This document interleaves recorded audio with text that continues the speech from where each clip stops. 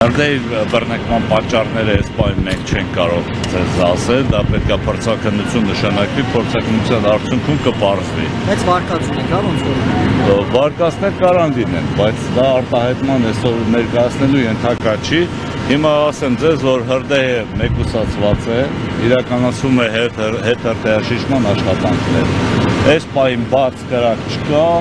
աշխատանքներ են կանում հրդեհի հետհրդեհաշիժման հետ կապված։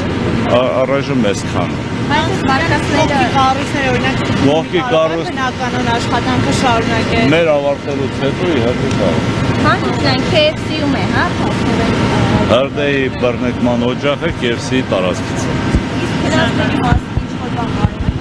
Վնասների մասին մենք այս պահին չենք կարող ոչ մի բան ասել, մինչև չիրականացվի ուսումնասիրություն